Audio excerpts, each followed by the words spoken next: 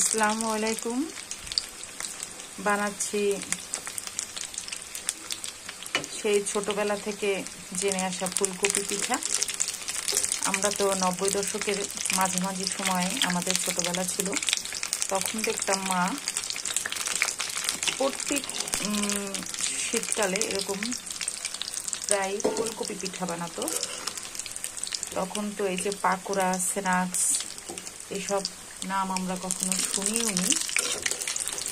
তো মা যখন বানাতো বেশি পরিমাণেই বানাতো, কারণ আমরা পরিবারে সদস্য ছিলাম এক্সটেন্ডেড ফ্যামিলির মতো। যেমন আমাদের সাথে আমাদের দাদা দাদু ছিল, তারপর গ্রাম থেকে কাজিনরা আমাদের বাসা থেকে পড়াশোনা করতো।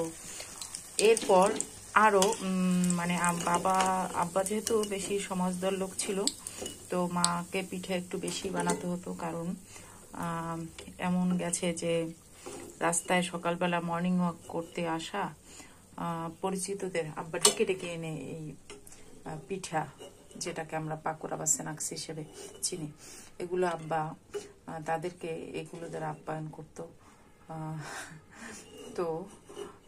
তো মায়ের একজন সহযোগী ছিল, 20 বছর ধরে একজন পার্মানেন্ট সহযোগী ছিল, ফরিদার মা। ওনাকে আমরা চাচি বলে সম্বোধন করতাম। তো উনি এই চালের গুঁড়াটা পাটায় বেটে গুছিয়ে রাখতো। তারপর এটা আগের দিন করতো সকালবেলা, শুক্রবারই এটা বেশি হতো, কারণ মা চাকরিজীবী, মডেল স্কুলে চাকরি করতো। তো মা সকালবেলা শুক্রবারে ওই চালের গুঁড়োটা কতগুলো হাঁসের ডিম দিয়ে, এরকম পেঁয়াজ, কাঁচামরিচ, ধনিয়া পাতা দিয়ে গোলাতো। আর দেখতাম বড় বড় 2-3টে ফুলকপি এরকম সাইজ করে হলুদ আর লবণ দিয়ে সিদ্ধ করে রাখতো। তো আমরা এটাকে ফুলকপি পিঠা হিসাবেই চিনতাম, কারণ এটা মায়ের থেকেই জেনেছি যে এটা ফুলকপি পিঠা।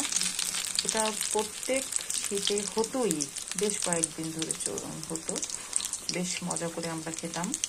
সকালবেলা এগুলো খেয়েই আমরা পেট ভরাতাম, আদার্স কোনো ভাত রুটির নাস্তার দরকার হতো না। আরেকটা জিনিস ছিল, তখন এগুলো বানিয়ে বানিয়ে আশেপাশে আমাকেই বাটি নিয়ে যেতে হতো, যেসব বাসায় দিবে আর কি। তো এখন তো আমরা এগুলা স্ন্যাক্স হিসেবে চিনি। এবং এই যে পাশে সস দেখা যাচ্ছে, আমার ছেলে মেয়ে খেয়েছে, ওরা এখন গেছে ছাদে ছাদ বাগানে কিছু সবজি আনার জন্য। এখন এই যে আমি দেখাচ্ছি, আমরা তখন সস দিয়ে খাই। তখন এই সস আমরা চিনতামই না, যে বাজারে তো অ্যাভেলেবেল ছিলই না। তাছাড়া এরকম টমেটো সস দিয়ে সব জিনিস খাওয়া যায়, এগুলো আমরা জানতামই না। তো আমরা শুধু পাকা টমেটো ভাতে সালাদ হিসেবে খেতাম। এছাড়াও 2-1 দিন দেখতাম মা টমেটোর চাটনি করতো, সেটাও আমরা ভাত দিয়েই বেশি খেতাম। কিন্তু এরকম যে ঝাল পিঠা বা এখন যেটাকে আমরা স্ন্যাক্স হিসেবে চিনি, এগুলো যে সস দিয়ে খাওয়া যায়, এগুলো আসলে আমরা জানতাম না। এগুলো আসলে পরে হয়েছে আর কি।